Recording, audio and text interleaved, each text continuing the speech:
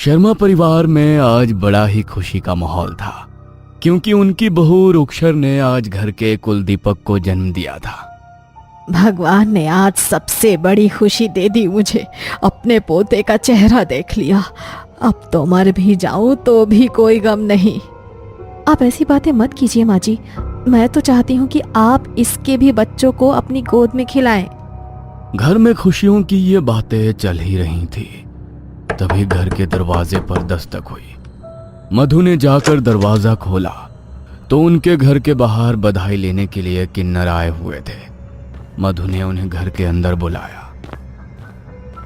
अब आप लोग भी मेरे पोते को अपना आशीर्वाद दे दीजिए कि ये सदा स्वस्थ रहे और खुश रहे। अरे हाँ हाँ माताजी, हाँ हाँ, हम इसे आशीर्वाद देने ही तो आए हैं। लाओ बहू रानी, जरा मुन्ने को हमारी गोद में दे दो। रुक्षर ने अपने बेटे को उनकी गोद में दे दिया। वो अपने हाथों से उसकी बलाएं उतारने लगी, मगर तभी उसका चेहरा अचानक से बिल्कुल गंभीर हो गया, जैसे कोई चिंता भरी बात उसके मन में आ गई हो। क्या हुआ? अभी तो आप बहुत खुश थे, अचानक से आप इतनी परेशान क्यों हो गई? पता नहीं, लेकिन कुछ अजीब सा लग रहा है, जैसे तो कोई मुसीबत तुम्हारे परिवार पर आने वाली है। घबराहट हो रही है मुझे। देखिए, अगर ऐसा कुछ है तो आप कोई निवारण कीजिए। आपकी दुआओं में तो बहुत ताकत होती है। आप मेरे मुन्ने की सलामती के लिए उसकी बलाएं उतार लो। मैं तुम्हें एक रक्षा पोटली देती हूँ। तुम इसे अपने घर की चौखट के बाहर गाड़ देना। जब तक ये तुम्हारे घर की चौखट के भीतर गड़ी रहेगी, कोई तुम्हारा कुछ नहीं बिगाड़ पाएगा।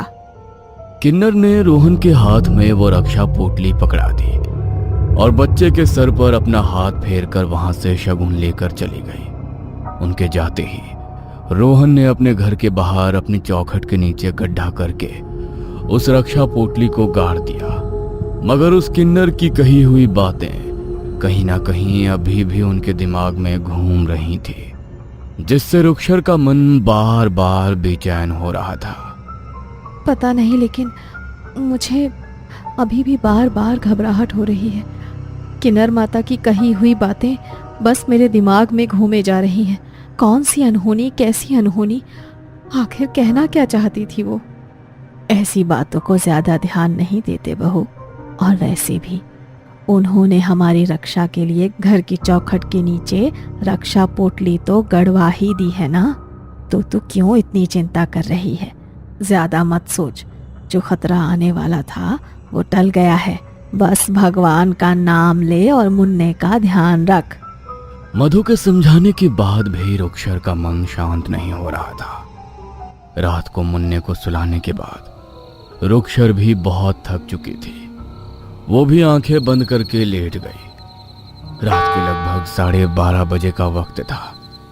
तभी उनके घर के बाहर एक हलचल हुई। काला लिबास पहनी एक औरत, जिसने अपने चेहरे को काले कपड़ों से ढका हुआ था, उनके घर के बाहर चौखट के पास जाकर बैठ गई और अपने नाखूनों से उसने चौखट की मिट्टी को खोदना शुरू किया। तुझे क्या लगता है मेरी जिंदगी बर्बाद करके तू खुश रह पाएगी? जो खुशी तेरी वजह से मुझे नहीं मिली और जो मैंने तेरी वजह से खोया है, वो सब मैं तुझे भी नहीं मिलने दूंगी। कभी खुश नहीं रहने दूंगी मैं तुझे। आज से तेरी बर्बादी का समय शुरू हो गया है। बस अब तू अपनी उल्टी गिनती गिननी शुरू कर दे। उसने मिट्टी खोदकर भीतर से रक्षा कवच को बाहर निकाल लिया और अपने झोले से नींबू मिर्ची का जोड़ा निकाला और उसे उसने उस गड्ढे के भीतर रखकर अपनी हथेली पर चाकू से एक चीरा लगाया और अपने खून की बूंदें उसके ऊपर टपका दी और जल्दी से मिट्टी से उस गड्ढे को भर दिया और उस रक्षा पोटली को वो अपने साथ लेकर वहां से चली गई। तभी अचानक रुक्षर को नींद में कुछ अजीब सा महसूस हुआ, जैसे कोई उसके बगल से गुजर रहा हो। किसी के कदमों की आवाज बार बार उसके कानों में पड़ रही थी। वो एकदम से हड़बड़ाकर उठी और उसे लगा कि खिड़की के पास कोई खड़ा होकर उसे और उसके बच्चे को ही देख रहा है। ये देखकर रुखसर बुरी तरह घबरा गई और वो इस हद तक डर गई कि उसके गले से उसकी आवाज भी नहीं निकल पाई। वह बुरे तरीके से पसीने से भीग गई और वो काला साया उसकी तरफ बढ़ने लगा। उसने अपने बच्चे को चादर से ढक दिया और रोहन को जगाने की कोशिश करने लगी। उसने जैसे ही रोहन को उठाने के लिए उसके कंधे को सहलाया तो रोहन एकदम से नींद में हड़बड़ाकर उठा। क्या हुआ रुखसर? तुमने इस तरह मुझे क्यों जगाया? तुम्हें कुछ चाहिए क्या? वो काला साया कमरे में घूम रहा है। वो मेरे और मुन्ने की तरफ ही देख रहा था। आप कुछ कीजिए, किसी पंडित को लेकर आइए। कोई तो काला साया है जो हमें नुकसान पहुंचाना चाहता है। क्या? मुझे लगता है तुम दिन में हुई बातों को कुछ ज्यादा ही सोच रही हो, इसलिए तुम्हें सपने भी वैसे ही नजर आ रहे हैं। तुम मेरी बात समझ नहीं रहे हो रोहन। मैंने कोई सपना नहीं देखा। वो शायद मेरी आंखों के सामने खड़ा था, उस खिड़की के पास। देखो रुखसर, हमारे घर की चौखट के बाहर रक्षा पोटली मैंने अपने हाथों से गाड़ी थी। उसके रहते कोई भी ऐसी शक्ति हमारे घर के भीतर प्रवेश नहीं कर सकती। तुम ये सब सोचना बंद करो और सो जाओ। मैं एक काम करता हूँ, लाइट ऑन कर देता हूँ। लाइट चालू रहेगी तो तुम्हें घबराहट भी नहीं होगी। रोहन ने लाइट ऑन कर दी और रुखसर को भी लगा कि शायद ये उसका वहम ही है, इसलिए वो भी उस बात को महज एक बुरा सपना समझकर वापस सोने के लिए लेट गई। अगली सुबह जब उसकी आंख खुली तो उसने देखा कि उसके पेट पर किसी की खरोच के निशान है। ये देखकर वो जोर से चिल्लाई। तभी बाहर से उसकी सास दौड़कर अंदर कमरे में आई। क्या हुआ बहू? तू इतनी जोर से क्यों चिल्ला रही है? देख, मुन्ना भी डर गया। वो रो रहा है। तू उसे गोद में क्यों नहीं ले रही? मधु ने मुन्ने को गोद में लिया। तभी उसने देखा कि मुन्ने का शरीर एकदम नीला पड़ गया है। ये देखकर वो बुरी तरह घबरा गई। ये मुन्ने को क्या हो गया? इसका शरीर नीला कैसे पड़ गया? इसे जल्दी से हॉस्पिटल लेकर जाना होगा। जल्दी उठ बहू। वो दोनों जल्दी से उसे अस्पताल लेकर भागे। डॉक्टर ने उसे चेक किया और अस्पताल में ही एडमिट कर लिया। अस्पताल में जहां मुन्ने को लिटाया गया था, ठीक उसके ऊपर भगवान की प्रतिमा लगी हुई थी, जिससे वो बुरी शक्ति अब उस पर हावी नहीं हो पा रही थी। पता नहीं इसकी हालत ऐसे कैसे हो गई। ये तो बिल्कुल हेल्दी बेबी था। हमें इसे कुछ दिन हॉस्पिटल में ही रखना होगा। इसके साथ हम कोई रिस्क नहीं ले सकते। लेकिन इसे हुआ क्या है? अचानक से पूरा शरीर नीला पड़ जाना कोई आम बात तो नहीं है। हमें भी कुछ समझ नहीं आ रहा कि आखिर ये क्यों हुआ। खैर, आप चिंता मत कीजिए। हम कुछ दिन इसे हॉस्पिटल में ही रखेंगे तो ये ठीक हो जाएगा। आप घर जा सकते हैं। अस्पताल में ऐसे किसी का रुकना अलाउड नहीं है। लेकिन मुन्ना। आप उसकी बिल्कुल भी चिंता मत कीजिए। हम उसका ध्यान रखेंगे।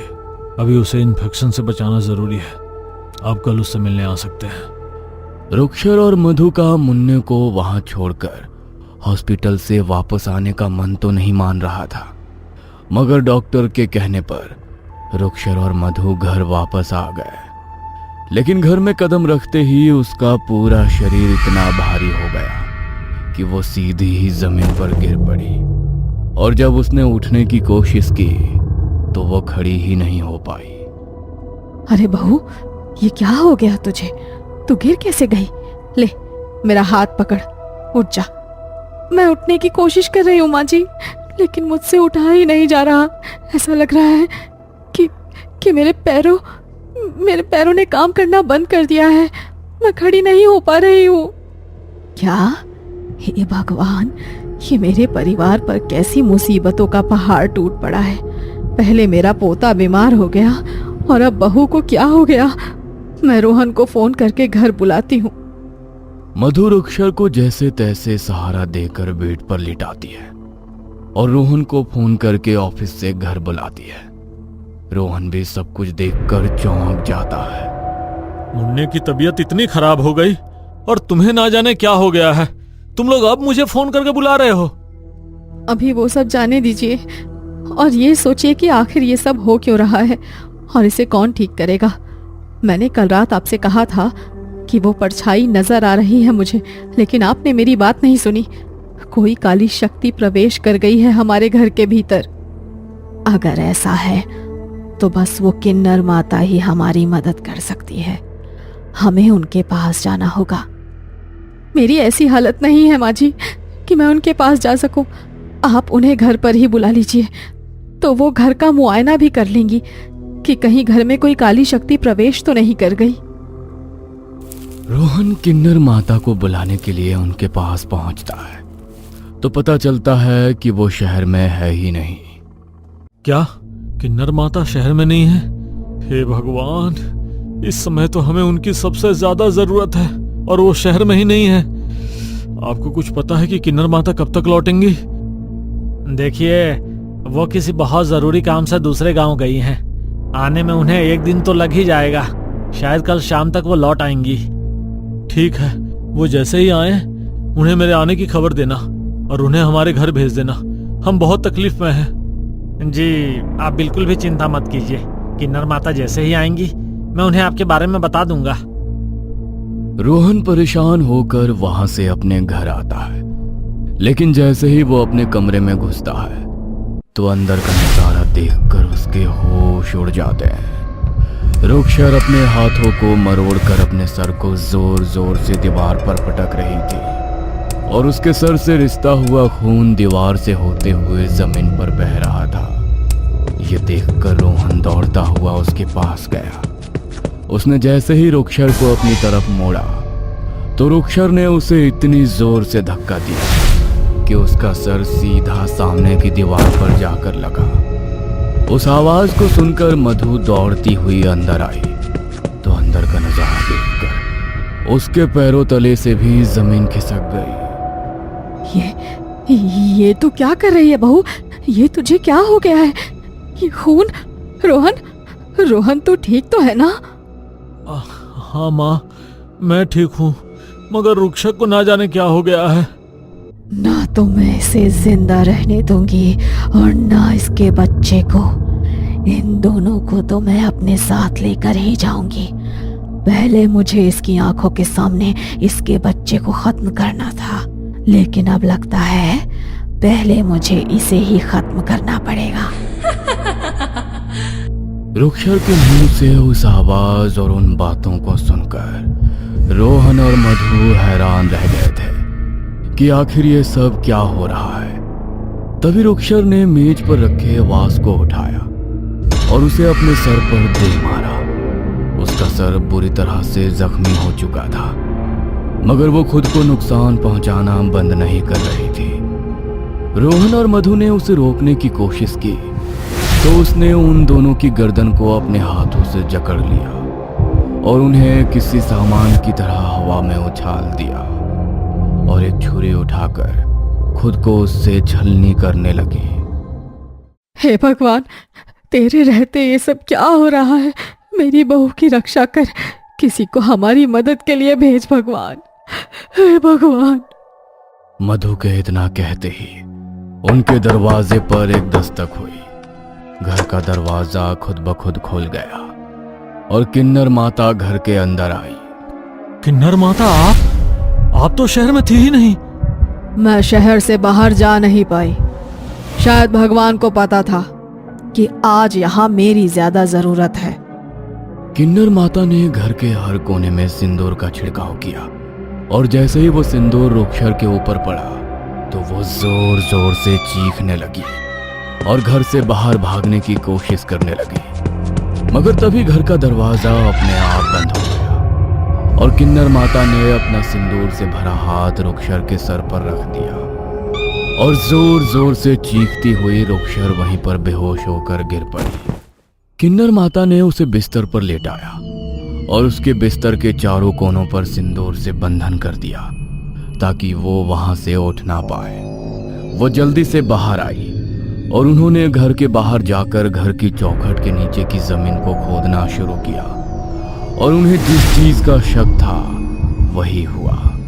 चौखट के नीचे उन्हें रक्षा पोटली नहीं बल्कि नींबू मिर्ची मिले जो अभी भी ताजा थे, जिन पर किसी के खून की बूंदें टपकी हुई थी। मुझे लगा ही था कि किसी ने जानबूझकर कुछ किया है। किसी ने मेरी दी हुई रक्षा पोटली यहाँ से निकालकर टोटका किया हुआ नींबू मिर्ची अपने खून का छिड़काव करके यहाँ पर गाड़ दिया, जिस वजह से कोई अतृप्त शक्ति तुम्हारे घर के भीतर प्रवेश कर गई।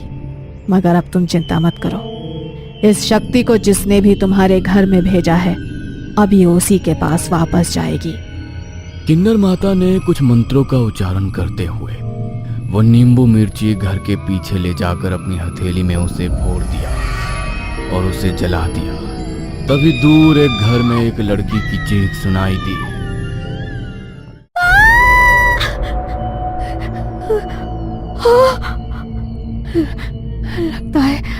लगता है किसी को वो नींबू मिर्ची मिल गया है और किसी ने मेरे टोटके को मुझ पर ही वापस भेज दिया है। अब मैं क्या करूं? ये शक्ति तो मुझे मार डालेगी। पहले तो उसकी वजह से मम्मी पापा चले गए और अब उसकी वजह से मेरी भी जान जाएगी। मम्मी पापा, आप मेरी बात समझने की कोशिश तो कीजिए। मैं रोहन से बहुत प्यार करती हूँ और वो भी मुझे बहुत चाहता है। हम दोनों शादी करना चाहते हैं। प्लीज आप मना मत कीजिए। तुझे एक बार में कही बात समझ नहीं आती क्या? हमने बोला ना कि हम बिरादरी के बाहर तेरी शादी नहीं करेंगे तो मतलब नहीं करेंगे। भूल जाओ उस लड़के को। कल विक्रम भाई साहब अपने लड़के के लिए तुझे देखने आ रहे हैं। चुपचाप वहीं पर शादी कर ले वरना ठीक नहीं होगा। प्लीज पापा ऐसा मत कीजिए। मम्मी आप तो पापा को समझाइए। अरे उन्हें मैं क्या समझाऊं? तुझे जो बोला है चुपचाप उनकी बात सुन, वरना हमारा तुझसे कोई रिश्ता नहीं। अगर तूने हमारे खिलाफ कुछ भी किया तो हम भूल जाएंगे कि तू हमारी बेटी है। रुक्षर ने अपनी मम्मी पापा को समझाने की बहुत कोशिश की, मगर वो दोनों तो उसकी बात सुनने को भी तैयार नहीं थे। अगले दिन उसका रिश्ता पक्का होने वाला था, इसीलिए वो रात को ही अपने घर से रोहन के साथ भाग गई और उन दोनों ने मंदिर में शादी कर ली। जब अगले दिन सबको ये बात पता लगी तो रुक्षर के परिवार की बहुत बदनामी हुई। उन्होंने उससे अपने सारे रिश्ते खत्म कर दिए, मगर गांव वालों ने ताने दे देकर रुक्षर के घर वालों का जीना दुश्वार कर दिया। और एक दिन दिल का दौरा पड़ने से उसके पापा की मौत हो गई। पापा की मौत के बाद उसकी माँ भी बीमार रहने लगी। रुक्षर की एक छोटी बहन नेहा थी जो अपनी माँ का ध्यान रखती थी, मगर कुछ दिनों बाद माँ भी चल बसी और नेहा बिल्कुल अकेली हो गई। ना तो उसके सर पर माँ बाप का साया था और बड़ी बहन के घर से भाग जाने की वजह से ना अब कोई उससे शादी करना चाहता था। वो बिल्कुल अकेली हो गई और रुक्षर को इस सब का जिम्मेदार मानने लगी। इसीलिए वो अब बस उसे बर्बाद कर देना चाहती थी। मगर उसने रुक्षर को बर्बाद करने के लिए जो किया था वो क्रिया उसी के ऊपर उल्टी पड़ गई। उस अतृप्त आत्मा ने उसे घेर लिया। तभी घर के भीतर रोहन और किन्नर माता ने प्रवेश किया। किन्नर माता ने पूरे घर में सिंदूर का छिड़काव किया और एक कलश में उस अतृप्त आत्मा को बांध लिया। उस नींबू मिर्ची को जलाते हुए ही मुझे सब समझ आ गया था। तुमने जो भी किया उसमें तुम्हारी बदले की भावना जरूर थी, लेकिन जब मैंने ये सब तुम्हारी बहन को बताया तो उसका दिल पसीज गया। उसी ने तुम्हें बचाने के लिए मुझे यहाँ भेजा है। वो उसकी गलती थी, लेकिन उसने कुछ भी जानबूझकर नहीं किया। तुम्हारे माता पिता के साथ जो हुआ उसका दुख सबको है, मगर तुम अपनी बहन को दोषी मत मानो। इस सब में उसकी कोई गलती नहीं। नेहा जोर जोर से रोने लगी और उसे अपने किए पर बहुत पछतावा हुआ। जब रुक्षर को उसकी हालत का पता लगा तो उसने उसे अपने पास ही रख लिया और उसके मन में जो भी मैल था अपनी बहन से मिलने के बाद वो सब धुल गया। रुक्षर और रोहन ने मिलकर एक अच्छे लड़के से उसकी शादी करा दी और उसे भी अब एक नई जिंदगी मिल गई। रात के 2:35 हो रहे थे। शहर के बाहर जाने वाली सड़क पर दूर दूर तक सन्नाटा पसरा हुआ था। हवा में ठंडक थी और सूखे पत्ते सड़क पर घिसटते हुए अजीब सी आवाज कर रहे थे। उस सुनसान सड़क पर एक काली एसयूवी धीरे धीरे आगे बढ़ रही थी। तभी एक ट्रक से उस कार का भयानक एक्सीडेंट हो गया। स्वस्तिक एक मशहूर यूट्यूबर था। उसका चैनल था द नाइट हंटर। उसके चैनल पर लाखों सब्सक्राइबर थे, लेकिन उसकी पहचान सिर्फ एक यूट्यूबर की नहीं थी। वो खुद को नास्तिक और तर्कवादी कहता था। इस दुनिया में भूत प्रेत जैसी कोई चीज नहीं होती, सब इंसान के दिमाग का वहम है। आप लोग डरते हैं तो वो आपको डराते हैं। उसके चैनल के वीडियो अक्सर भूतिया जगहों पर सच दिखाने वाले होते थे। जहां लोग डरते थे वहां स्वस्तिक कैमरा लेकर चला जाता था। पुराने किले, सुनसान अस्पताल, खंडहर हवेलियां, और हर वीडियो के अंत में उसका वही डायलॉग होता था। देख लिया ना, भूत कहीं नहीं होते हैं। आपको यकीन ना हो तो हमारे शहर में आकर देखो। नहीं, मुझे यकीन नहीं है, आकर देखो। स्वस्तिक अपने उसी सब्सक्राइबर के कहने पर उसके शहर भूतों की तलाश में पहुंचा था। मगर आज की रात कुछ अलग थी। Hello and welcome you all. आज का हमारा वीडियो है 3AM चैलेंज, हॉन्टेड ऑर्फनेज। कहा जाता है कि शहर से करीब 20 किलोमीटर दूर जंगल के बीचों बीच एक पुराना अनाथालय था। आज से करीब 15 साल पहले वहां भयानक आग लगी थी। उस आग में कई बच्चे और एक बूढ़ी देखभाल करने वाली महिला मर गए थे। उसके बाद से वो जगह वीरान पड़ी थी।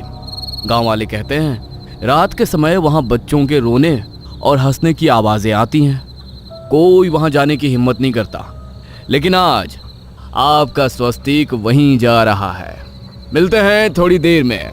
कहते हुए उसने लाइव स्ट्रीमिंग बंद की और अपनी कार चलाकर उस जगह पहुंचा जहां उसे रात बितानी थी। उसने अपनी कार अनाथालय के टूटे हुए गेट के सामने रोक दी और फिर स्वस्तिक ने कैमरा ऑन किया और कैमरे के सामने मुस्कुराते हुए बोला, हेलो नाइट हंटर्स, आज हम आए हैं शहर के सबसे डरावने कहे जाने वाले अनाथालय में और मैं यहाँ 3AM चैलेंज करने वाला हूँ।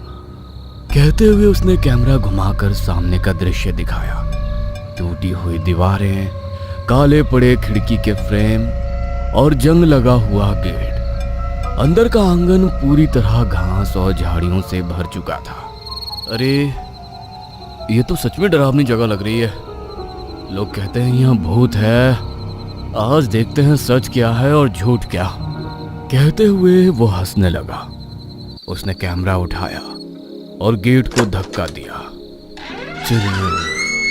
गेट की आवाज सन्नाटे में गूंज गई। दरवाजे के उस पार खंडहर हो चुकी अनाथालय के अंदर स्वस्तिक धीरे धीरे अंदर गया। अंदर उखड़े हुए फर्श पर टूटे कांच और लकड़ी के टुकड़े पड़े थे। हर कदम पर कड़क कड़क की आवाज आती। स्वस्तिक ने अपने साथ लाई हुई लाइट्स ऑन की।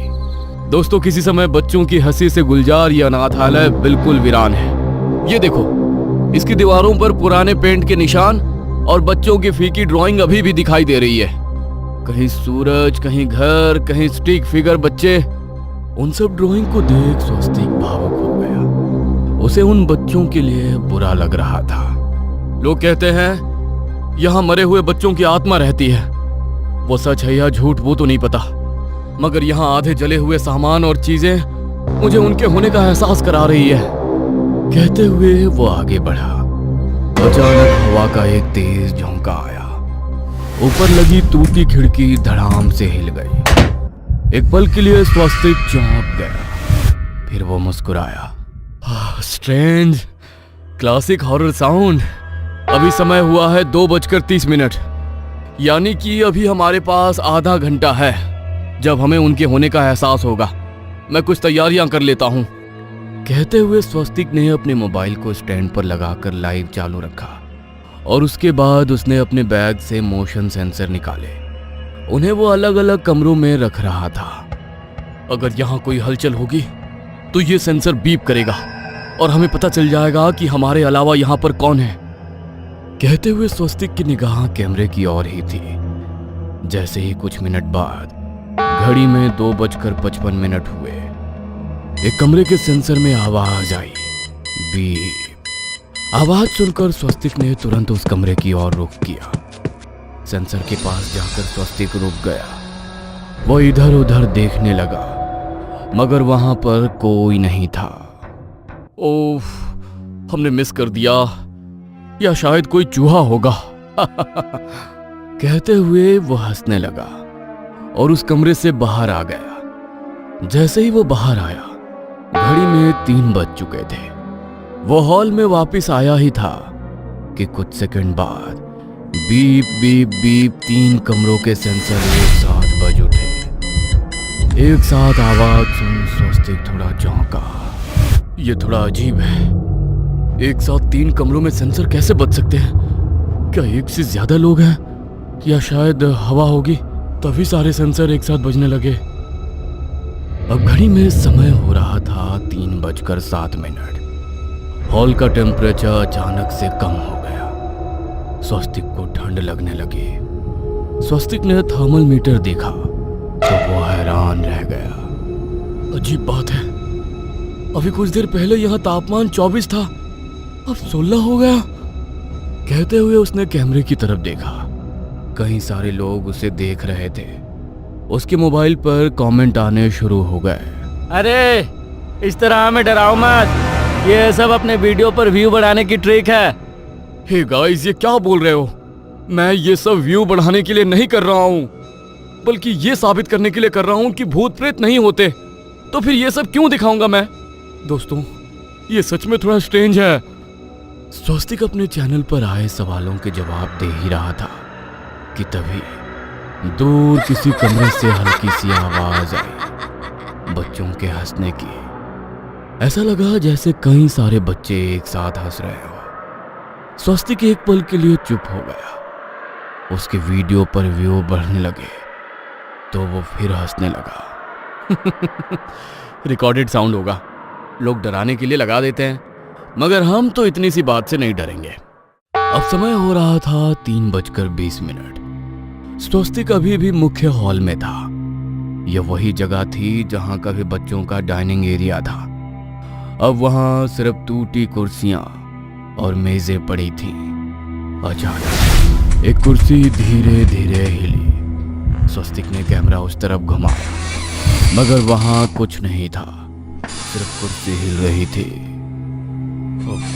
यह शायद हवा के कारण हुआ, लेकिन फिर एक के बाद एक कुर्सी टेबल हिलने लगे तो उसके चेहरे पर अब हल्की घबराहट दिखने लगी थी। अब घड़ी में समय हुआ था 3:33। अचानक स्वस्तिक के हाथ में पकड़ा कैमरा ग्लिच करने लगा।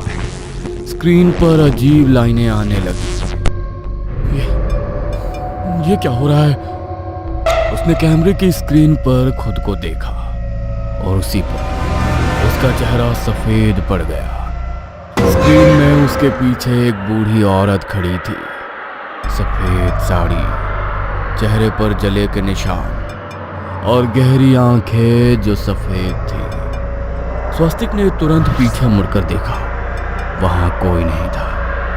उसने फिर स्क्रीन की तरफ देखा। अब भी वो औरत वहीं खड़ी थी, लेकिन वो डरावनी नहीं लग रही थी। उसके चेहरे पर एक अजीब सी चेतावनी थी, जैसे वो कुछ कहना चाहती हो। स्वस्तिक का लाइव स्ट्रीम अभी भी चल रहा था।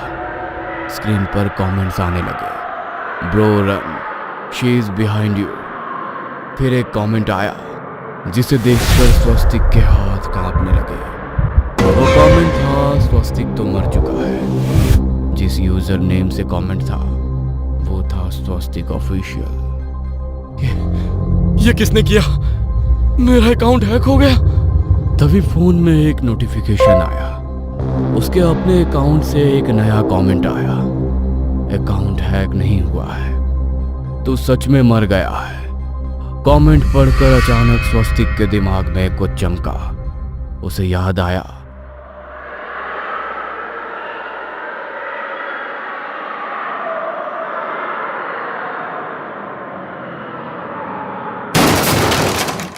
जैसे ही ये सब याद आया, स्वस्तिक की सांसें तेज हो गई।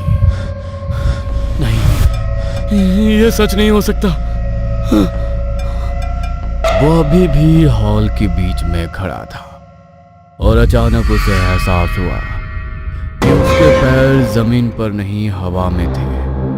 उसने अपने हाथ देखे, वे हल्के हल्के पारदर्शी हो रहे थे। उसी पल वो बूढ़ी औरत उसके सामने आ गई। उसने धीमी आवाज में कहा, बेटा, अब समझ गया ना? क्या मैं सच में मर चुका हूँ? तुम्हारी मौत उस सड़क पर हो गई थी। यह सुनकर स्वस्तिक की आंखों में आंसू आ गए। उसे कुछ समझ ही नहीं आ रहा था। तुम्हें यहाँ क्यों? तुम्हारा मन तुम्हें यहाँ खींच लाया। तुम सच की तलाश में नहीं, सनसनी की तलाश में थे, जो यहाँ पर सच में भी है। अचानक हॉल के अंधेरे कोने से परछाइयां निकलने लगी, काली, विकृत, डरावनी। वे सब स्वस्तिक की तरफ बढ़ रही थी। ये तुम्हारी सोच और डर की परछाइयां हैं। अगर तुम यहाँ फंस गए तो कभी मुक्त नहीं हो पाओगे। उस बूढ़ी औरत की बात सुनकर स्वस्तिक घबरा गया। उसे कुछ समझ नहीं आया। मुझे बचाओ। अब जाने का समय है, चलो मेरे साथ। कहते हुए उस औरत ने स्वस्तिक का हाथ पकड़ा तो अचानक कैमरा जमीन पर गिर गया। लाइव स्ट्रीम में बस खाली हॉल दिखाई दे रहा था और फिर कैमरे के सामने स्वस्तिक धीरे धीरे हवा में घुलने लगा। उसके चेहरे पर अब डर नहीं था, सिर्फ शांति थी। अगली सुबह पुलिस को अनाथालय के अंदर एक कैमरा मिला। लाइव स्ट्रीम अभी भी रिकॉर्ड हो रहा था, लेकिन अनाथालय के अंदर कोई नहीं था।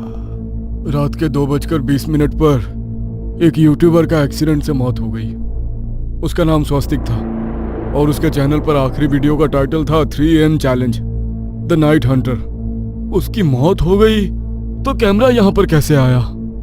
तभी वीडियो के आखिरी फ्रेम में एक पल के लिए कैमरे के पीछे खड़ी वही बूढ़ी औरत दिखाई देती है और फिर स्क्रीन ब्लैक हो जाती है।